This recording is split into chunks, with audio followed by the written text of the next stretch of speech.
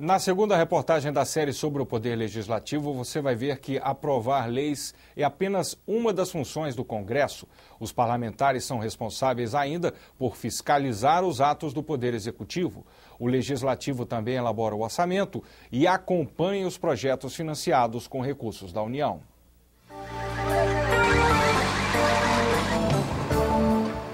Uma obra de 480 milhões de reais. A nova sede do Tribunal Regional Federal, em Brasília, começou em 2007, mas o Tribunal de Contas da União encontrou problemas na licitação e na execução do contrato, um superfaturamento de 4 milhões de reais.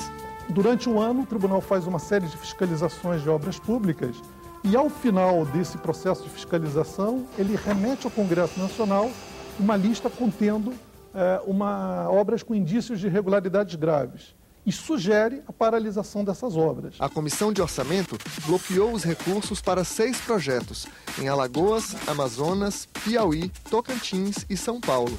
O dinheiro só volta a ser liberado quando os problemas forem corrigidos. Esse controle que é exercido pelo TCU é feito para a sociedade, para benefício da sociedade.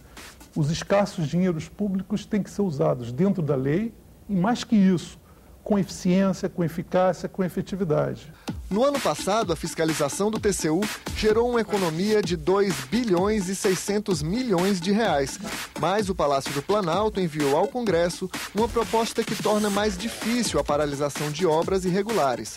Hoje, elas podem ser interrompidas por sugestão de auditores do Tribunal de Contas da União. A nossa proposta é que o TCU só possa enviar ao Congresso para paralisação obras que tenham passado pelo menos por decisão de um dos ministros do tribunal ou pelo conjunto dos ministros e que resultem num acórdão.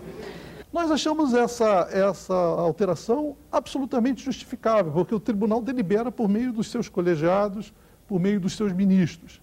E, na verdade, não há alteração nenhuma importante, porque das 32 obras a que me referi remetidas no ano passado, 29 já tinham passado pelo colegiado ou por um ministro. Além de acompanhar os gastos, o Legislativo fiscaliza os atos do Poder Executivo.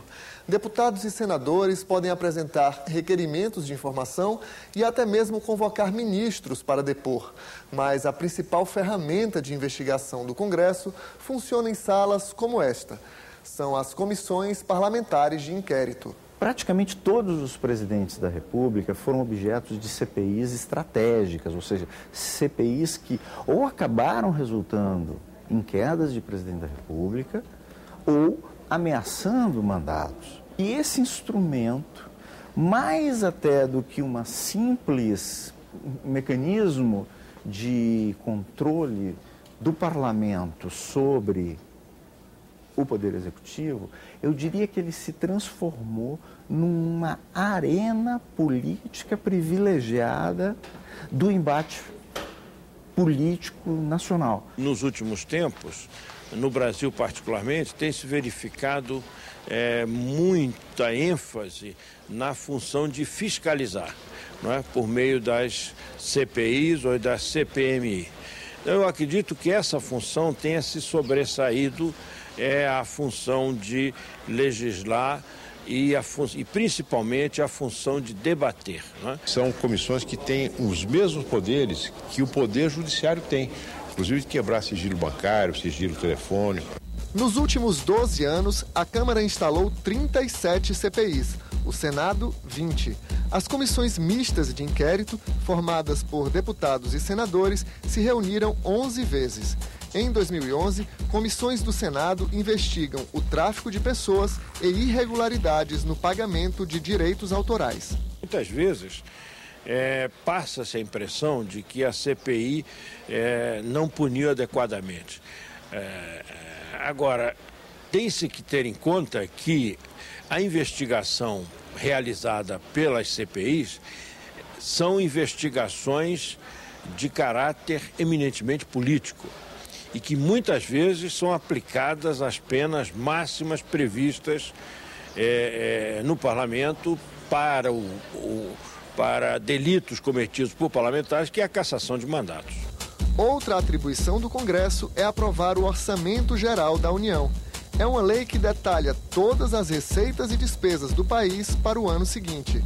O Legislativo também vota o Plano Plurianual e a Lei de Diretrizes Orçamentárias. O orçamento é a política em números. É uma peça extremamente importante do ponto de vista político e que o Congresso tem tido um papel menor nesse aspecto em função da execução do orçamento. O orçamento no Brasil é autorizativo, ou seja, o governo não é obrigado a obedecer todas as despesas previstas na lei.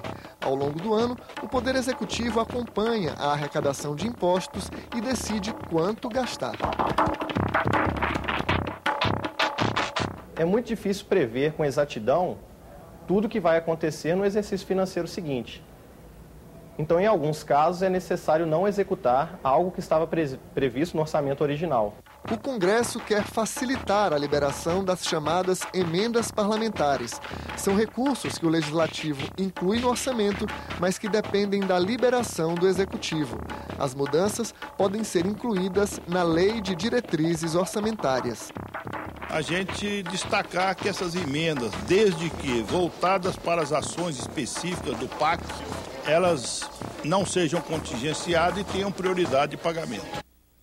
Amanhã, na terceira reportagem da série, o Jornal do Senado discute a imagem do Congresso e os custos da atividade parlamentar.